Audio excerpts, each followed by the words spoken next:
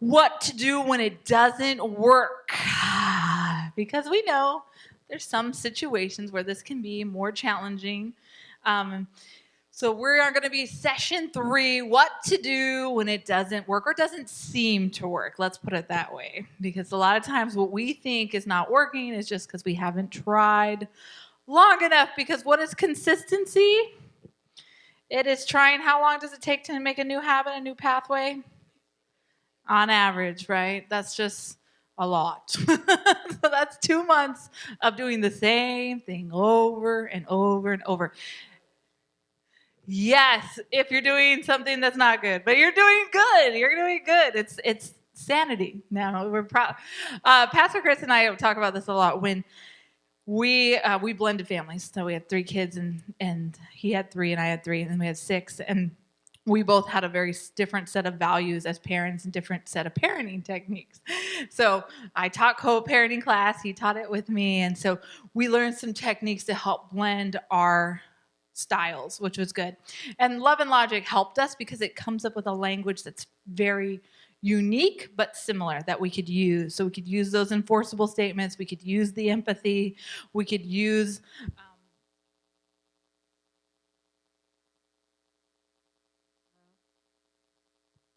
Oh, there we go. He's shutting me off, huh? He's like, you're done. Don't talk anymore. All done. All right, so it does take consistency together as a team. I know not all spouses are on the same page, and do your best to communicate with your spouse. Hey, there's something I really love to learn that with you. How can we work this together? Because if you're on the same page, it's much more likely to be successful. But even if they aren't, you can still do these things at home. You can still model it, even if you're not with your kids.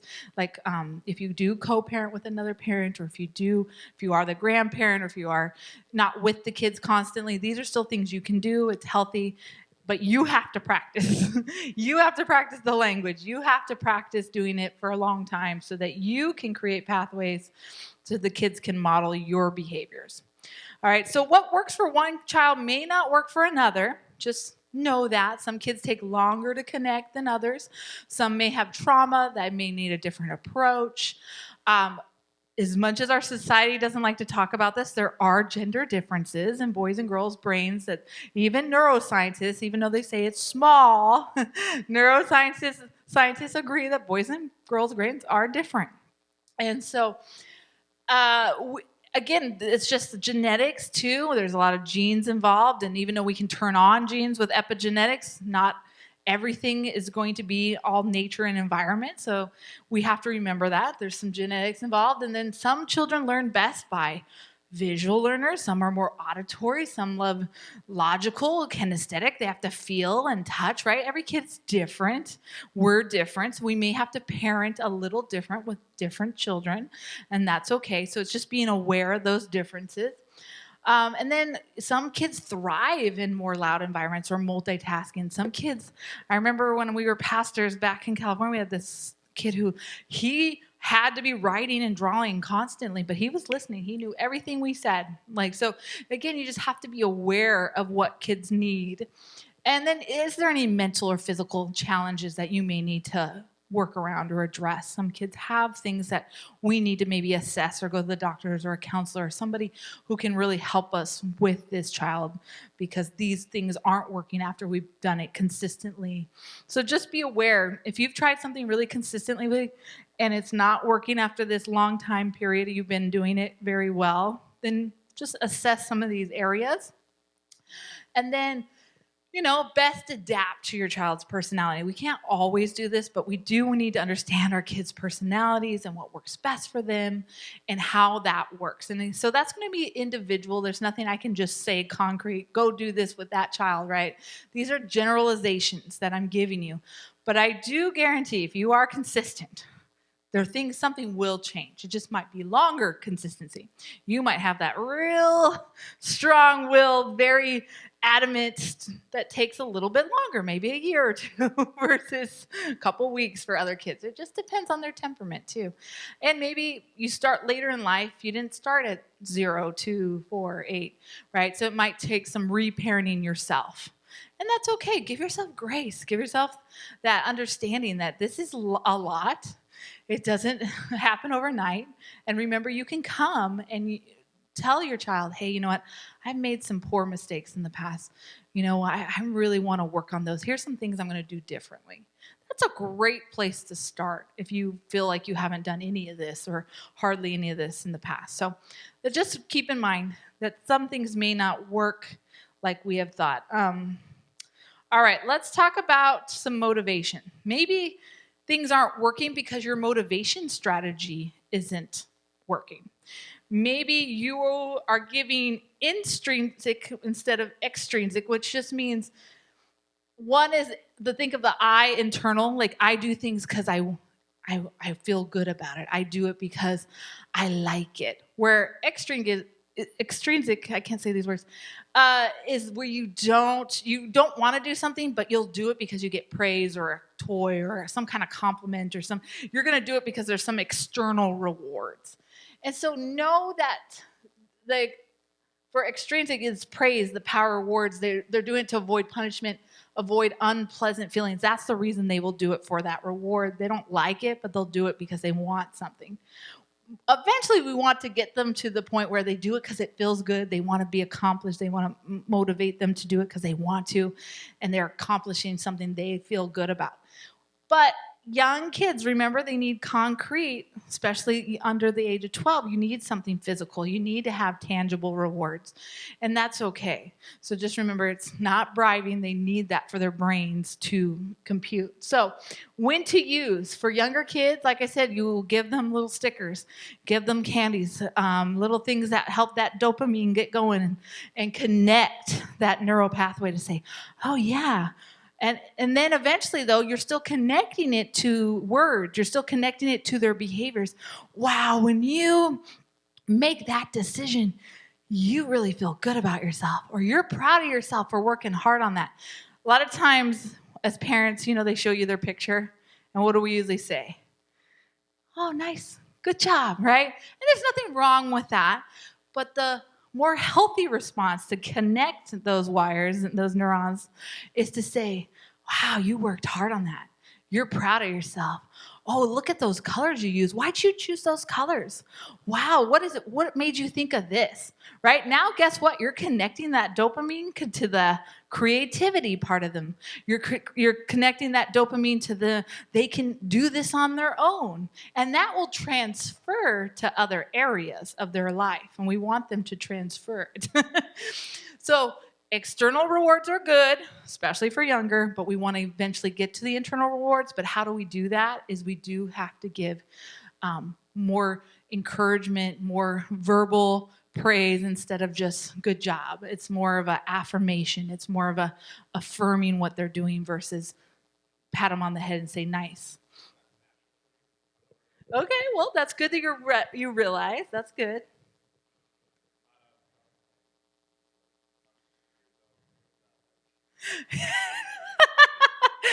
Rico's like, I think we need to work on this.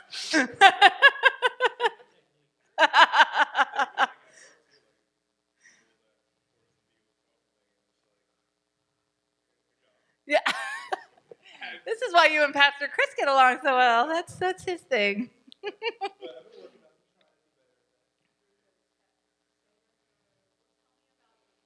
Yes. Yes. Right. Because then you can come up and say, wow, that's a creative idea, right? Instead of, what the heck is this? Not saying you say that, but that's what I'd be tempted to say. Yes.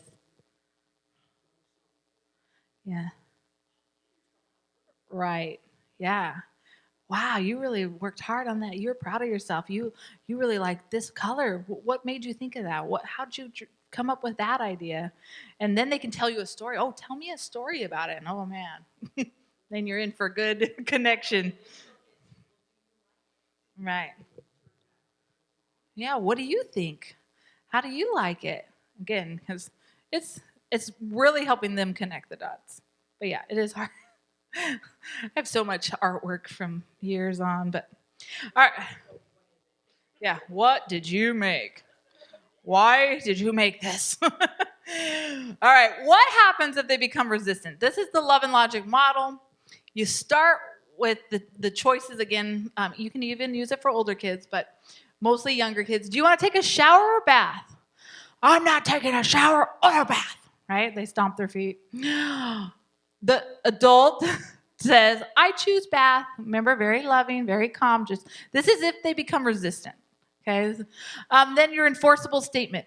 I give extra book time to those kids who take baths without arguing. It's a perfectly logical, like positive connection. Hey, when we listen, when we do what's helpful, we actually get rewards. Again, that's extrinsic. We want something to motivate a young child. So I give extra book time to those who take bath without arguing. They start arguing. Oh, I don't want to. I'm not doing it. I can't take it. I hate water. Whatever they say, right? And then again, empathy. We're always going to be empathetic. Or we're going to try.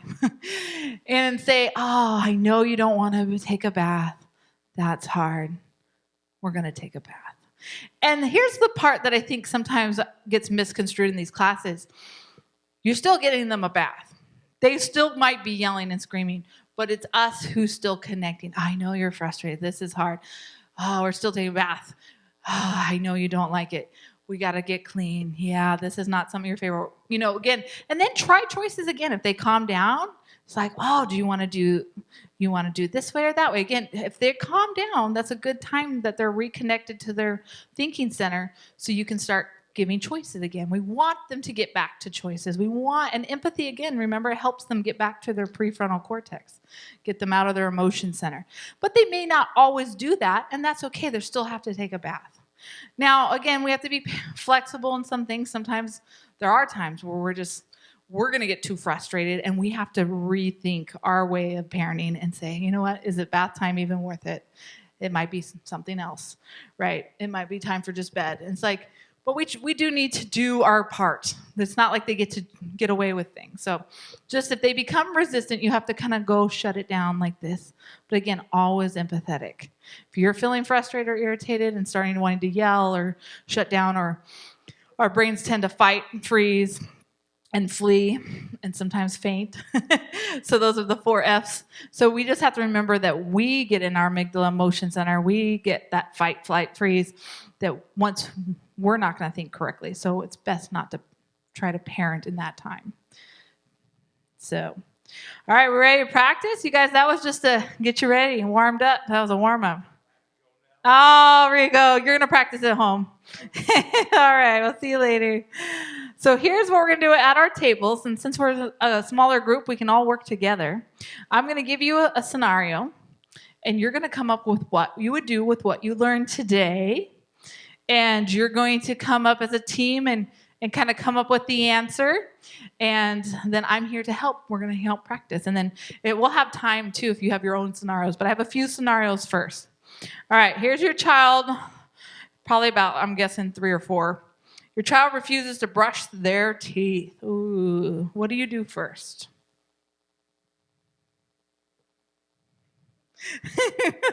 This is why we practice. Think of the foundational skill. Yeah.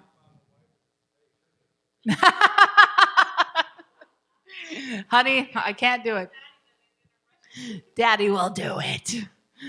What's our foundation? Where do we need to start? Empathy. Good. Think. Okay. Who wants to help her out? Good. We're on the right track. It's a kid, so remember, shorter.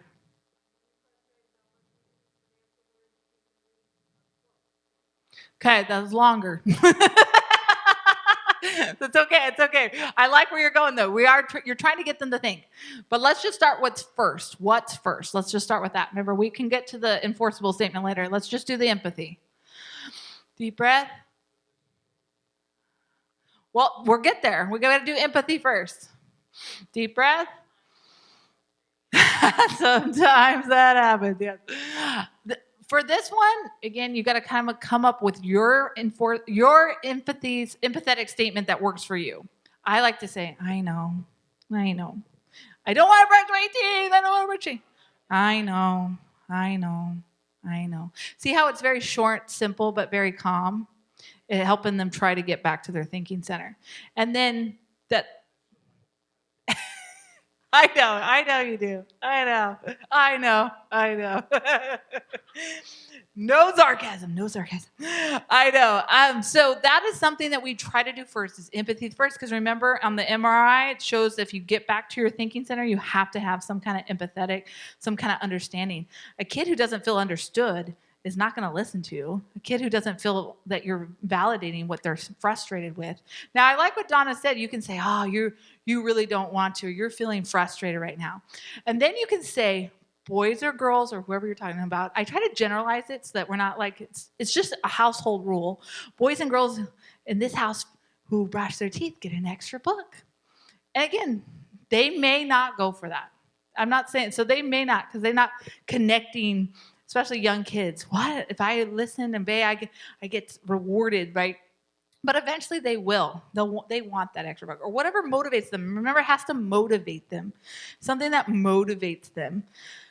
And you know your kid best. So I can't really come up with anything because you know your children best, but just always do empathy first. Always try that first because, again, if you're frustrated, they feel it. And remember, nonverbal is 92%. So if you're, I know, like they're going to feel it. They can see it in your face, even if you're smiling. I know. But they can tell when you're not truly empathetic. They can tell when you're faking it. They can tell when you're sarcastic. They can tell through your body language. So if you're not feeling it, it's going to be really hard to do it.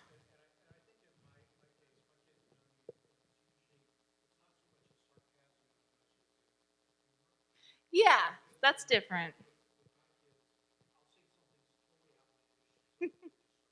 Yes. Silly dad. Like, this is what we're doing. And that's a good parenting technique, especially for the preteens. Oh my gosh, that brain development.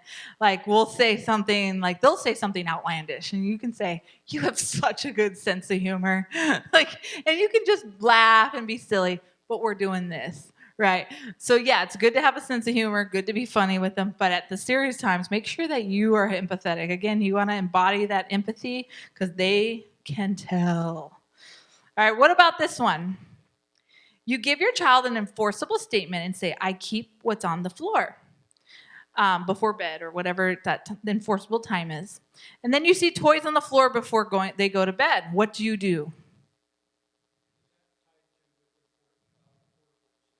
Basically, yeah. They're all connected in that way. Okay, but when do we pick them up? After they go to sleep. No power struggle. This is not a power struggle. If you get in a power struggle with them, then you're going to escalate. It's just kind of neuroscience 101. If they're mad, you get mad. The rant rave rescue cycle, and then you feel bad, and you're like, all right, just have the toys. Like you yelled, they yelled. So we don't want to do that. We don't want to get into a wrestling argument match. We want to wait till they're sleeping, bag up the toys, and then when they are like, what happened? Oh, man, yeah. Boys and girls who don't pick up their toys before bed don't get toys. And yes. No, don't get rid of them entirely. No, that's extreme. Yes, I've heard of that. Yes, that's extreme. Now, now, no, do not do that. No bonfires, no bonfires. But what I do encourage is we have sold toys for younger kids who have, like, for example, have like broken stuff, thrown stuff, hurt walls, hurt things, hurt other. We've actually said, oh man, we're going to have to figure out a way you can figure that out to solve that. We're going to have to figure out how to pay them back. They might not have piggy bank money, right? So selling one of their toys to get money for retribution for some kind of thing they broke or hurt of others, that is a natural consequence. Remember, we're linking it for them. And again, empathetic. Oh, this has got to be so hard for you to sell that toy. I know. I don't want to sell it. I don't want to sell it. I know. But boys who break other people's toys have to repay somehow. And it's just getting into the thinking, fire wire, get them to connect. We're not mad at you. We're sad. We're not shaming you. We're trying to get you to connect the consequences with the behavior. We're not isolating you. We're not doing that. We're bringing you back into community. We're saying, hey, let's figure out a way we're going to solve this, work together on this. But they have to own their actions, and they have to have consequences for their actions. So don't sell the toys, but don't give them back right away. Okay, there's a good balance. Good balance.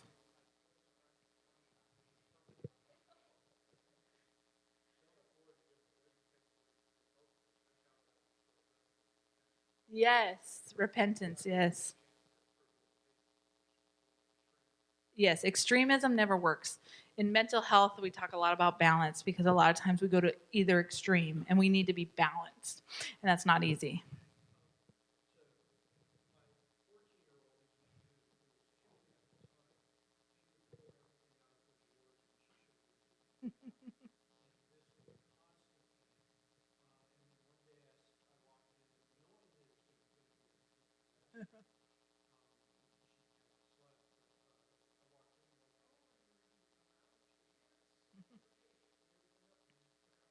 Yeah.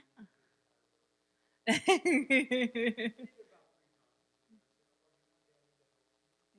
that's good. Aw, right.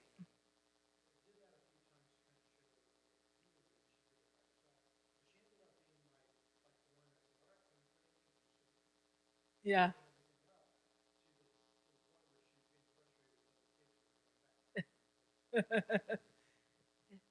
Those kids don't have this parenting. No. Yeah, certain kids, right? But it's transference usually only for that one child. No, no, it can't. It can't. But yeah, no, it's like feel free to come out as soon as it's cleaned up. And I love that. It's little kids again. Remember the brain development. Younger the kid. Well, do you want me to help or do you want to do it by yourself?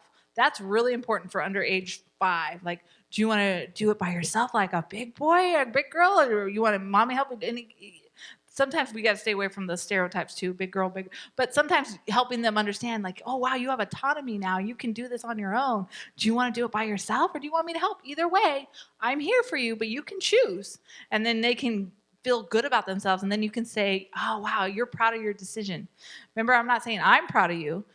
You're proud of yourself. We're helping them take ownership of that feeling. You worked hard at that. Wow, you made that decision.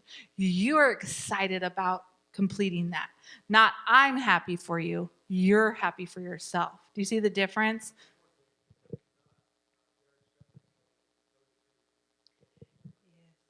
Right. Right. They're wanting, because when they grow up, they're wanting affirmation from everybody else because they're just waiting. Am I a good boy? Am I a good girl? Did I do good? Did I do right? We don't want that. We want them to encourage that healthy behavior at a young age. Yep. Good. You guys got this. All right. Who's ready for another one? You give your child a choice between cleaning their dishes or taking out the trash. Again, you don't care which one they do, you just give them a choice. They don't choose. What do you do? Choose for them. That's right. And you say, I choose you to take out the trash. Okay.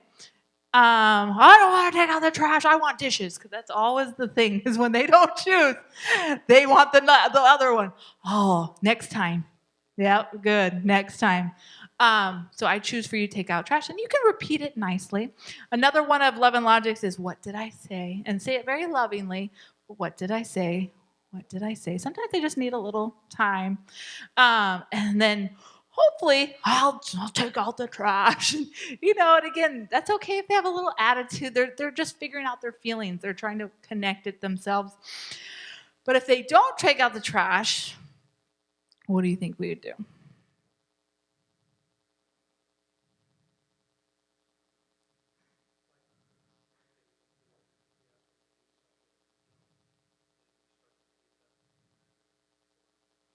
So, but how would we say that? So I love that. So how would you say that in a enforceable statement? Without sarcasm. Very good. Yes, without sarcasm.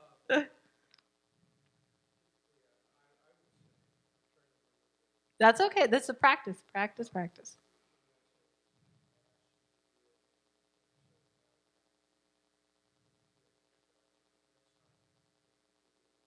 Yeah. And here's the cool thing. What you're saying is pretty much what we're going to say, but we just say it in a way that hopefully gets them thinking about it. And so we just tweak it a little bit. We just say, no problem. I'll take care of it. No problem.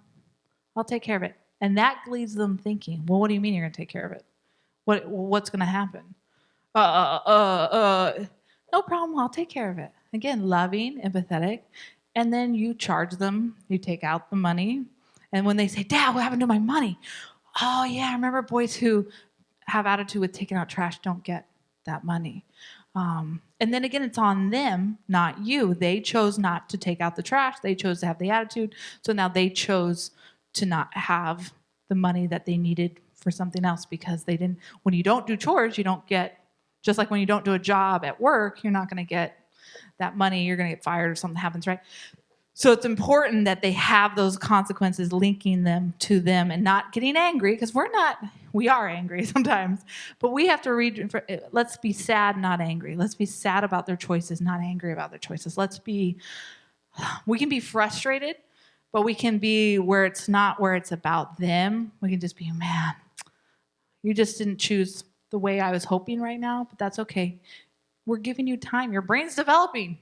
Your brain, they are kids. Remember, their brain is not fully developed. Oh, okay.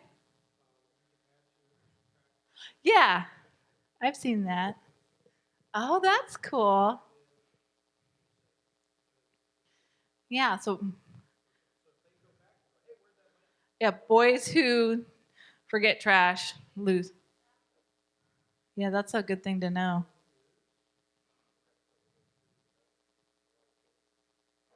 Yeah, it's good to have us.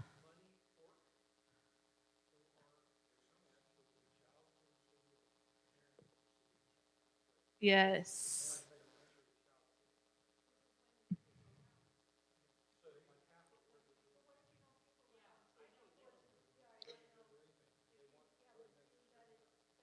Yeah, it doesn't have to be money necessarily. It could be screen time, like you said. It could be yeah, something they really like. Motivation. Again, we gotta motivate them. What do they really love extrinsically, intrinsically? Now they do encourage if you don't, and again, not every one of us can afford allowances, but they say Love and Logic teaches that we should all be doing family chores. That's just part of contributions. But extra things you can earn money for. Extra raking leaves, extra things that around the house you earn money for, because kids do need a little bit of money for these connections to help with their brain, these neural pathways connect.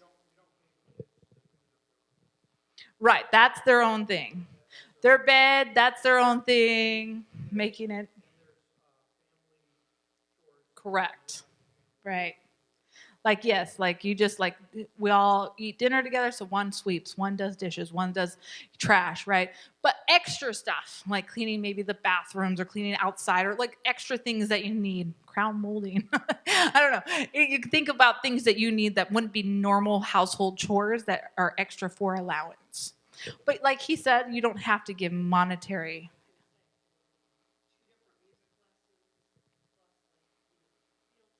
Yeah, it's expensive. Yeah, kids are ridiculously expensive. I know. Yeah, I know. It is hard, but they do, again, research shows when they take ownership of something, especially a phone bill, especially something that's going to help them later on in life to be more successful when they take on those kind of, and they can do little odd jobs even at 12, 13 with neighbors, walking dogs, mowing lawns, babysitting. Really getting them something to invest in is really important. And so just that's side note. All right, what about this one? You guys are on a roll. Here we go. Your enforceable statement is kids in this house who finish their homework get electronics. Your preteen does not do their homework. Ooh, what do you do?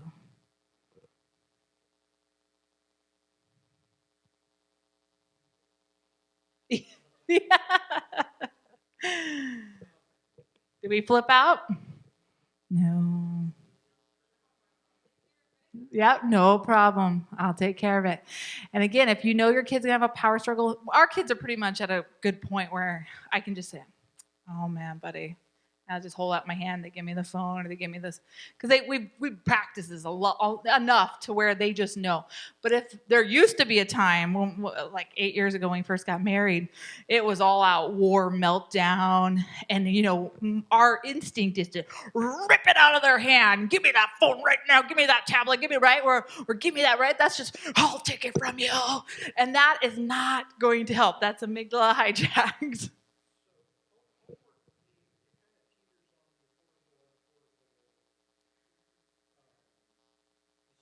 Yes. Yep.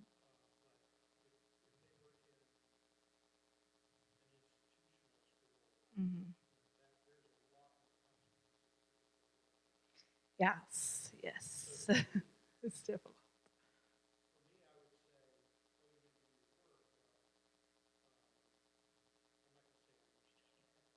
Right. We don't understand, but that's okay.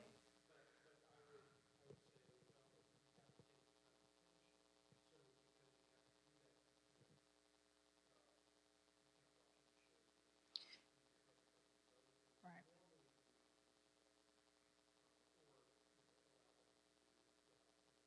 Right. Right. And so, and again, it's, you're saying all the things. It's just how we say it. And love and logic is just a language thing. It's feel free to have electronics when you finish your homework. Oh, I didn't finish homework. Oh man, buddy, I'm sorry. That's gotta be hard. Yeah, that's a bummer. Without sarcasm, trust me, that one I can't say.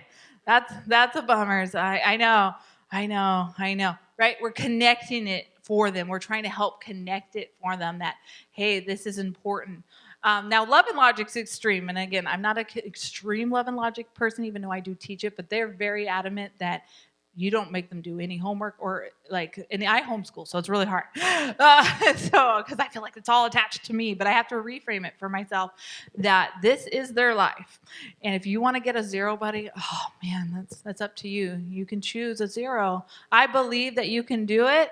I know you can do it. I know how smart you are. I know, but if you really want to choose a zero to not get it, that's totally fine, and they get the bad grade. But then when they ask for their screen time, or they ask to go out with friends, oh man, yeah, kids who don't finish their homework don't get to do those privileges.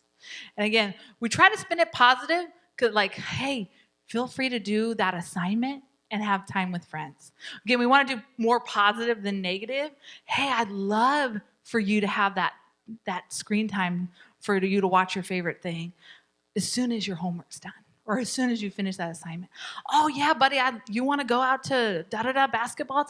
I would love to take you as soon as you finish that assignment. Right? Do you see the difference in the language? It's just shifting our language. It's hard.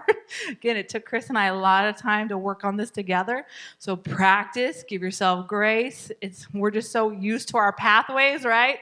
No, don't do that. Stop. Right? We have to change our pathways ourselves, get us on the, hey, feel free to do that once that is done. Or I would love for you to do that when you finish this. It's just a great way for them to connect it and take ownership of it, which is huge.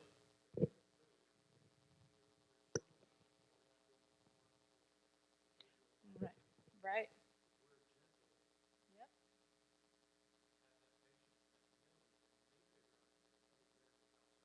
Exactly.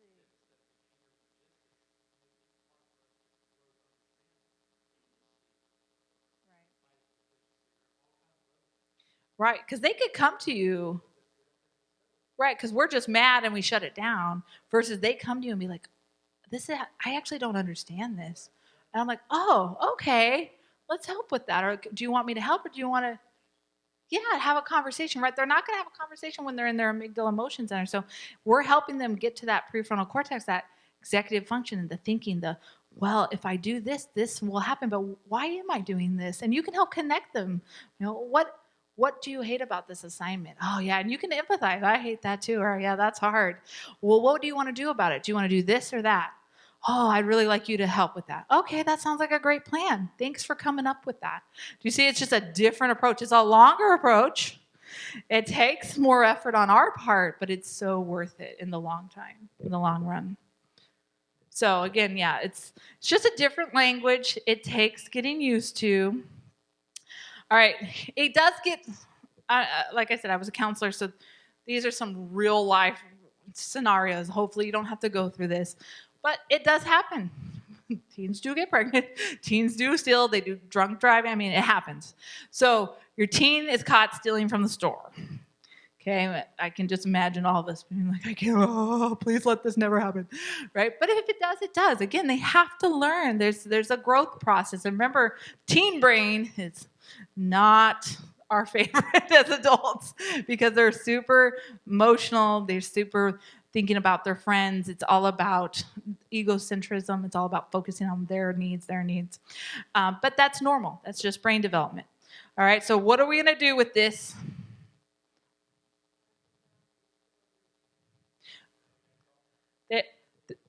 The teen is caught. They're caught stealing.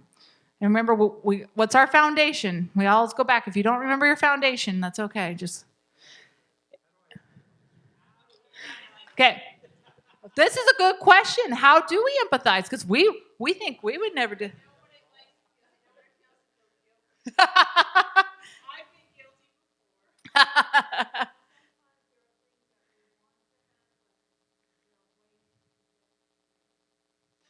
You're thinking. That's good. Good think. Mm-hmm. Donna, so logical. You're trying. You're trying. Good.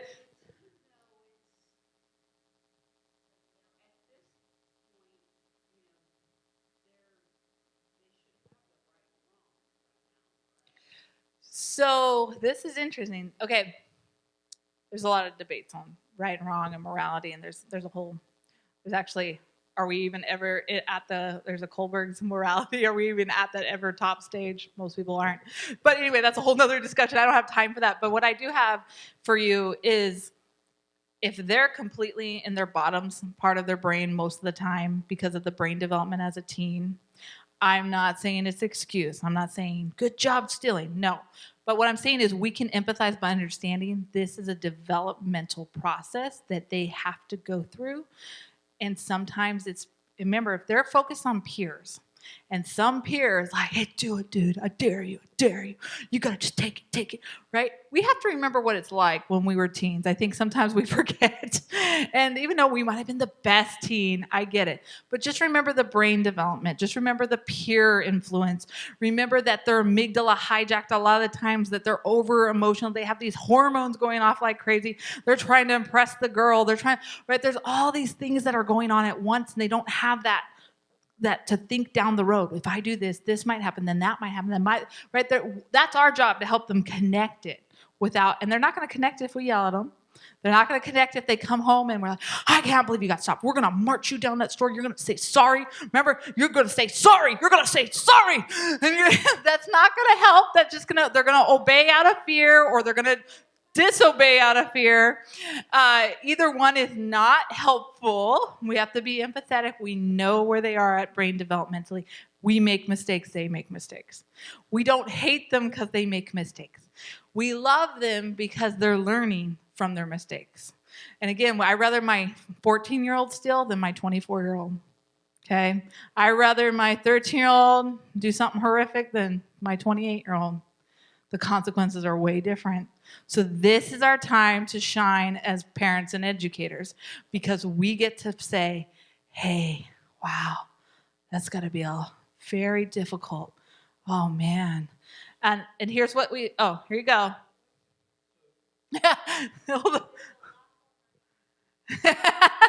There's still consequences, though, but I like that. Empathy? Yes, empathize.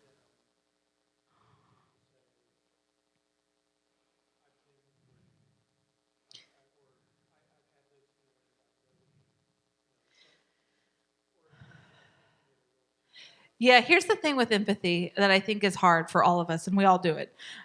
As counselors, even, this is a hard one. We all want to say, I've been there, but we really haven't. Kids today are not what we were kids 10 years ago. We're just not. The research just shows 20 years ago. Like, it's just different world.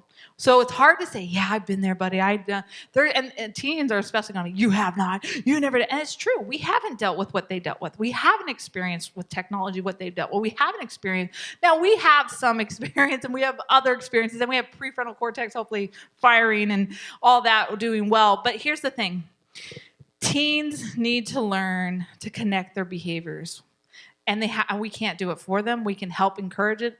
So this is going to be the hardest thing. Again, teaching parents and teens is probably the hardest one as counselors. But this is what you do. They come home, they get caught stealing, and this is what you say. I received an interesting call. The police will be here shortly. I believe you know how to handle this. Okay, you have to practice. Every parent I teach, every counselor, myself, I've had to deal with this myself. Thank God I have a partner that we can help each other. I've had a teen run away. I've had a teen do some stuff. And we've had 6 teens throughout our house. So we've had a lot of practice with this. And it's not been easy. But the way we handle it, the more effective they will be later on and have successful brains, okay? So if I overreact, if I blame them, if I force them to go down and say sorry, they're not going to learn. They're going to be like, man, mom's mean. Dad, so they don't know what it's like. They don't know how. Again, their brains are not processing this well because they're not able to. So when we are calm and we let the actions and the consequences do their teaching, that's when it's hard but good, okay? So let's say they didn't even, this is what's really going to be hard for everybody, so just bear with me, but this is how they teach. Even if they didn't get caught, this is when I would call the police to handle this, something like this, because I want them to learn now that there are consequences for the action. Now, some police will come, and even nowadays we've had this happen, and they're more empathetic with the teen than the parent.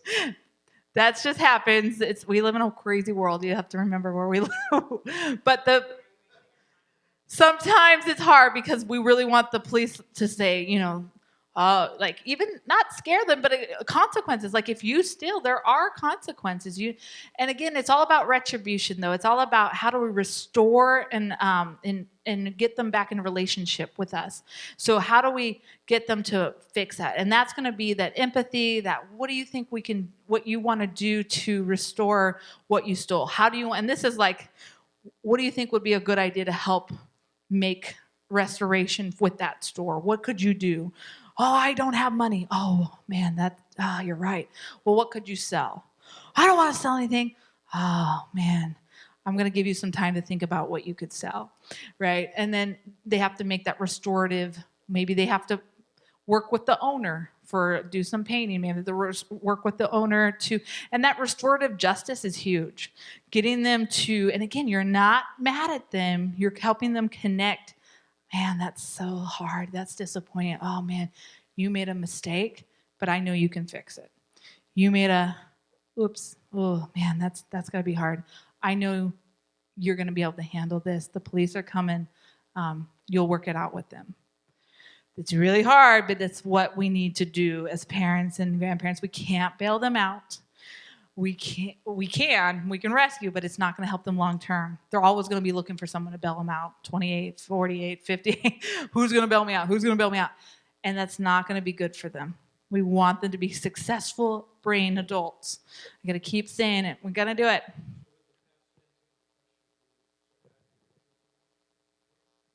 What? How did it feel?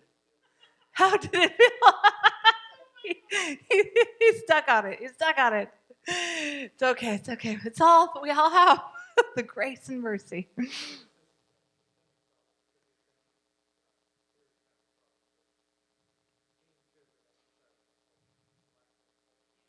Yes.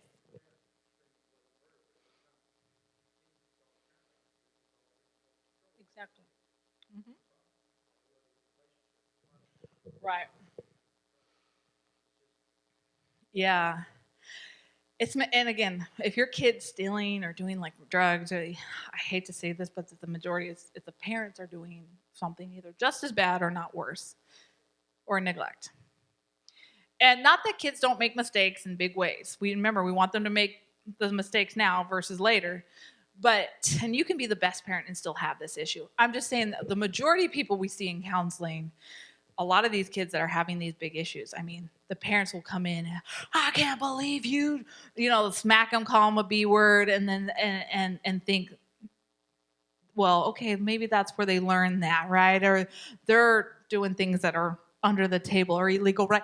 Kids just see that, they know, they understand more than we think they understand. They're observing more than we think that what we know that they're observing. So it's really important to remember they model what we do, not what we say. They model what we do. So we have to practice this. So there's time for questions. There's also time for scenarios. You're like, hey, I have a personal one. How do we work through this? This is practice time, so we have time. So who has either practice or questions, or this is the time.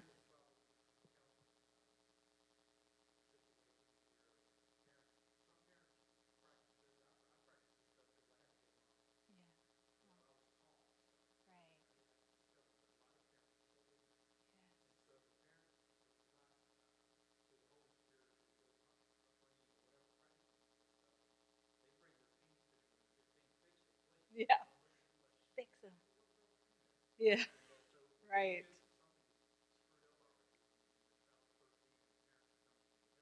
Mhm.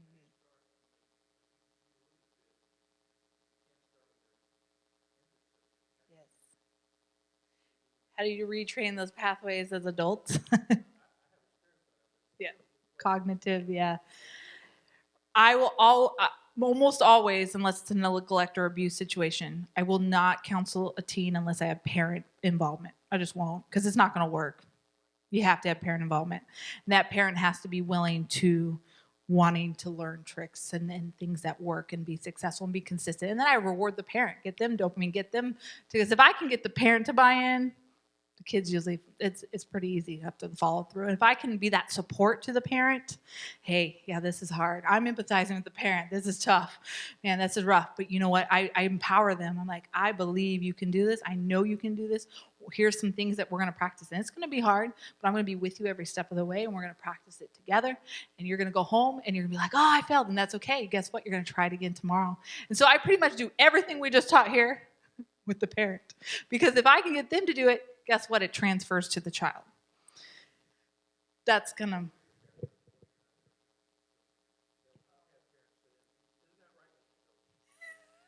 Yeah. Yeah. Let's talk about that. Again, I always try to reflip it on that. Well, what do you think? Why do you think that, Mom? Why do you think that's important for them to know? Or what, right? I try to flip it back onto them because they try to get you as an ally. It's like, well, why do you think that I would think that? Cognitive empathy, right? Well, why do you think I would agree with you, Mom? And hopefully we built the rapport, the relationships there, and I would get them to kind of think about what they're doing there. Why are they trying that? Hey, yeah, we're all on a team here. We're all trying to figure this out. It's not me versus kids or us versus kid or us versus teen or teen versus us. We're a team. This is a us situation. How can we work together and try to be more collaborative?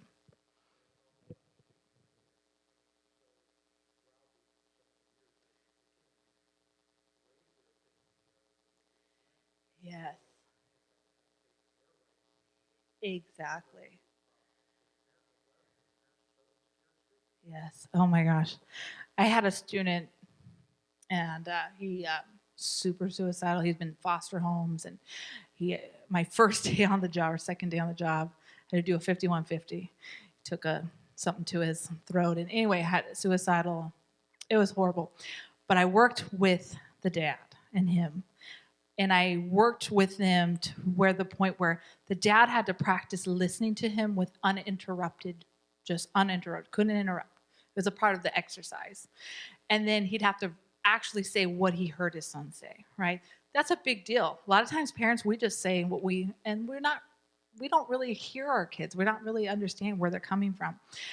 And it got to a point where this child really felt heard again, and that they could start, then the behaviors were less, the attitude was less, everything from that was outwardly happening started to soften, and because he felt heard. He felt like dad was listening. Dad actually is hearing what he's saying. So that's really key, is if we can get parents to do exercises like that with us as mediators, as counselors, to help them practice that. Because a lot of times we aren't listening to our kids. We're jumping to conclusions. We're irritated. We're just mad that they made this bad choice. And we're not really hearing them out. And that's a teen that doesn't feel heard. Forget it.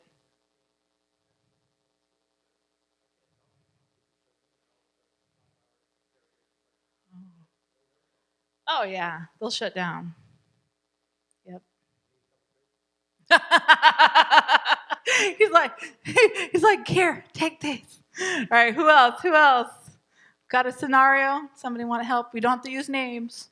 I have a friend with a daughter, teen.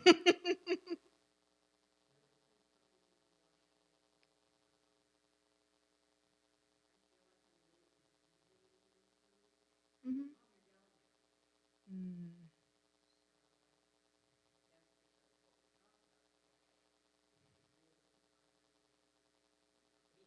Yes, yes.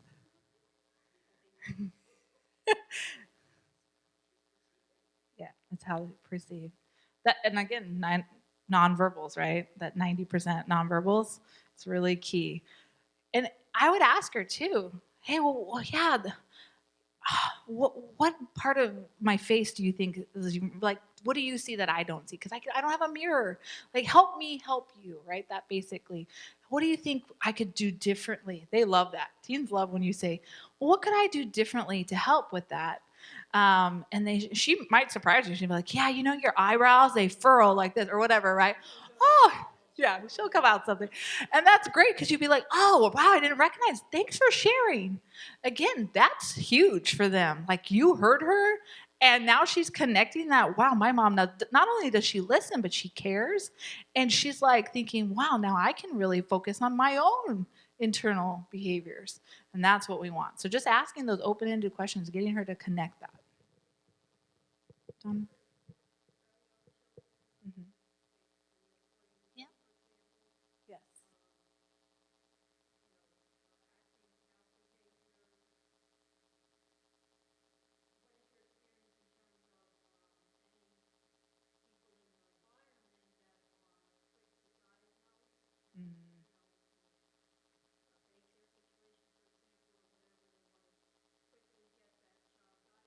Mm. Yeah. Versus change the environment. Yes. Yes. Or change the parenting or change the. Yes. It does. Oh gosh. Yes, everybody's got. And according to our DSM, our Diagnostic Statistical Manual, you're not even allowed to really diagnose at a 5, 7. Like there's age limits for different things. So a lot of times and we're not allowed to, unless you have the ability to diagnose, that's one thing. And so if you get a school counselor, a teacher, or even a parent, they're just like, oh, I want medicine or I want something else. That's not the goal. The goal is what's going on here. Now it may be something later on, but let's rule out physical. Let's rule out some other issues. Let's say, what is their age development? Oh, what are they supposed to do? Let's check Piaget and Eric Erikson. Let's see what they're supposed to be.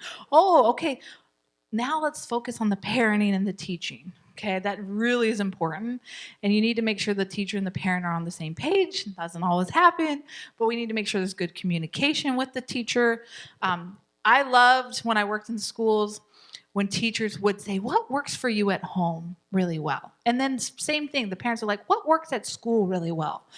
And focus on the positive and try to do what works well. And if you're like, I don't know, try some of these things. Get the teacher this PowerPoint, get the parent this, and try modeling it to the parent, try modeling it to the teacher, getting them some, hey, have you tried this? Because we really want to try what works. And remember being consistent. A lot of times, and again, I get it, teachers are overworked, overwhelmed, parents are overworked, overwhelmed. But we can't use that as an excuse. These are our kids. We had them. We're a teacher. We need to do our job. And so we have to do the hard work. And it's not easy. And so we may have to do things for a long term. But I'd also encourage them, like if a teacher doesn't have a calm down space, I'll get you one. I'll buy you one. I'll buy you a beanbag. I'll buy you some calm down stuff toys. A redirect corner. Yeah, I'll help you set it up. Like you have to be willing to put in the hours and the time as a parent and a teacher to really work together and not overdiagnose. Yes. Yes. Well, here's the cool thing. If you have one of these, like I said, I would tell that when I'd say, all right, we're gonna go to our calm down center and we're gonna put this on, and when it goes out, if you're feeling calm, you can choose to get out. Like it gives them at least enough time to kind of hopefully regulate on their own.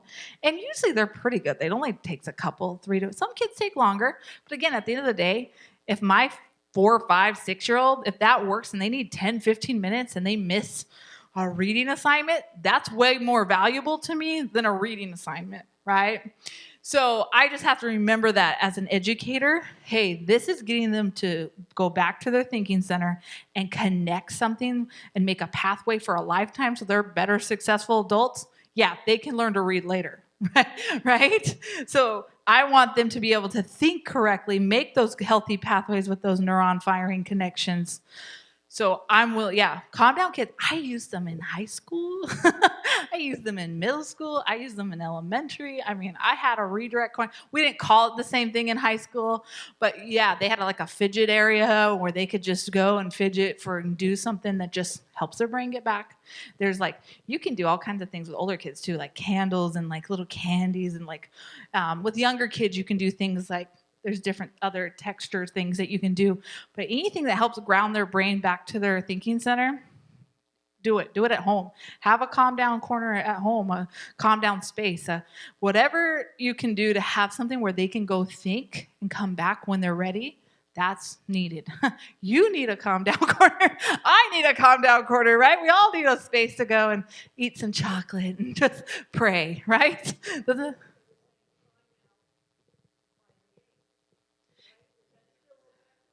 It's not really effective because, again, time is so hard for young kids to understand. 5 minutes per five, they just don't get it. So that's why I love timers like this, or I love things that when you're feeling calm and you have another solution, let's talk about it. Or when you're feeling your brain get back to normal. And I tell the kids, when you feel your brain go like this to this and you're ready, you show me. You're ready. Okay. When they're not ready, and it's a nonverbal, so they're not disrupting the class. And so when they're like this, I'm like, oh yeah, go. You got this. Yeah, good job. Okay. You'll come back when you're ready. And then I'll see them in their calm down corner go like this. That means they're ready. Okay, awesome. Come back. You don't even have to say anything as a teacher. You're just totally basically it's just nonverbals, right? And you're still blah, blah, blah, talking. And that's really cool when you get your kids to that. Now, you can overuse it. They can take advantage of it, and you can say, they just want to have a timeout, right? Or they want to have us calm down. And I would tell them, oh, you're feeling really frustrated? How big? 1, 2, 3, 4, 5 for older kids. And they'd be like, Miss Jaime, I'm at a 5. Oh, all right. I'm going to watch you for a few minutes. And if it's still at a 5 in a couple minutes, and I have my own timers too. If you're still feeling that way after this, we'll talk about it. And I might go over to them. And if I can visibly see it, I'd be like, yeah, you go. But if they're just trying to manipulate to get, which they do, you can say, nice try. Not now. Nice try. You got this. Finish this worksheet. I know you really want to go over there, but that's not a fun place. That's for when we need to redirect or when we need to calm down. You're doing great. You keep this up, right? So you can kind of assess when they're trying to manipulate. True, right? We have to assess. Exactly. And that's why as a teacher, as a parent, a grandparent, not overdiagnosing, not just trying to diagnose, assess physical, emotional, age development. It just might be a normal development stage.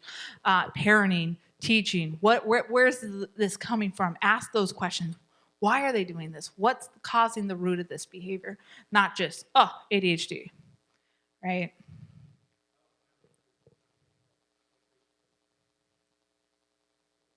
Yeah. Yeah, unfortunately, that happens a lot. Yeah, I know. We we overuse a lot of words now. Oh, they're bipolar.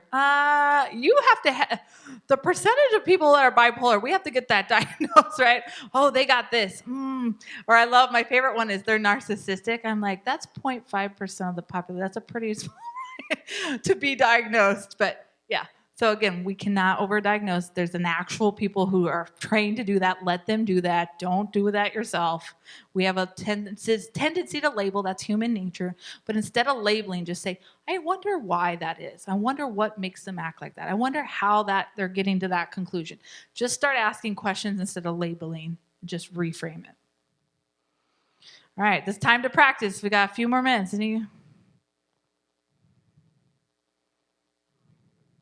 Mm.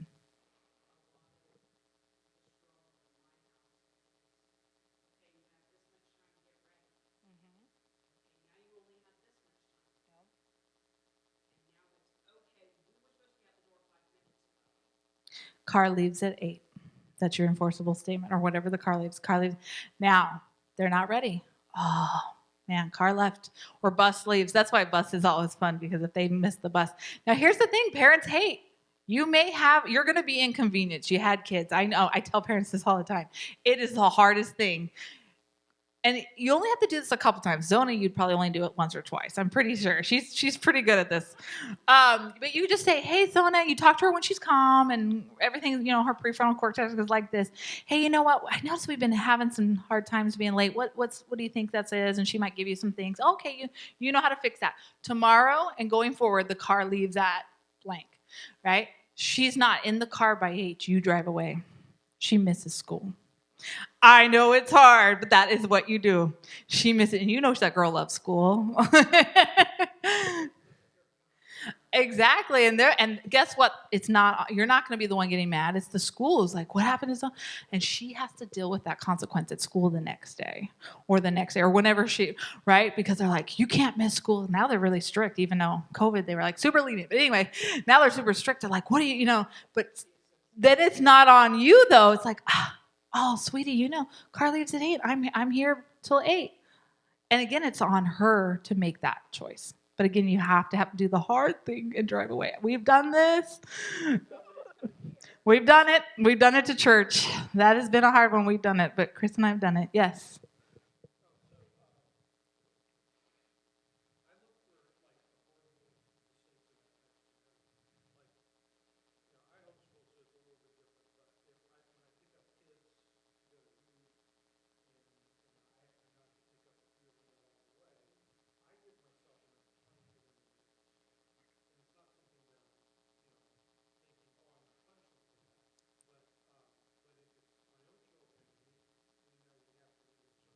Mm.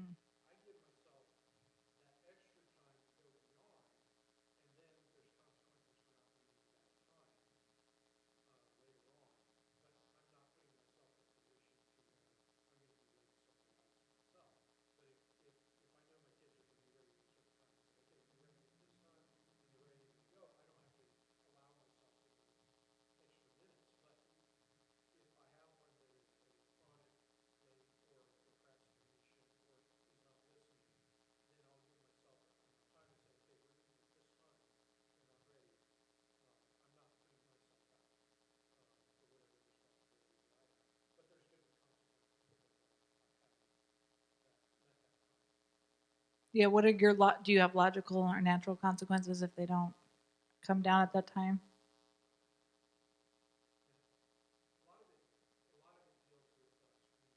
Yeah. Uh-huh.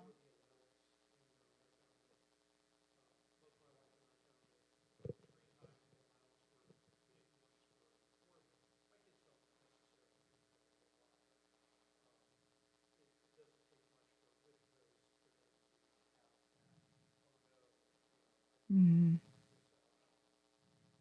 Right. Yeah. And again, I would just help connect them too. And you can say, I charge for kids who are late. Again, motivation, what motivates them? And if they are 5 minutes late, you charge $5 or you charge 5 minutes of screen time, or whatever the age, appropriate to, you can do it that way. And again, they have to connect. That's now them to connect it. If I'm late for work, I may lose something, or I may not have, or if don't show up to a rehearsal, I may have to deal with this feeling. And that's okay. That's what they need to learn. And they internalize it, because now they can switch it. They can say, if I'm on time, other people, this will happen, or this is more likely to happen, because we want to get them to that where they think clearly down the road. If A, B, and C happen, then this could happen, right? And that's our job, is to help them process that.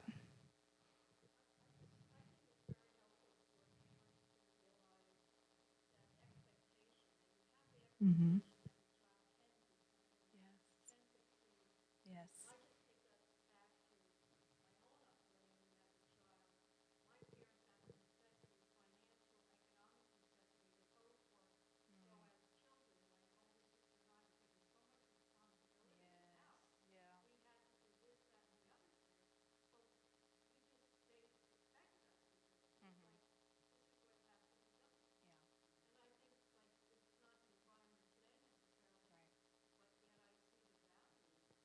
And here's the good thing. So there's a good balance, because I've seen the extremes, right, as counselors.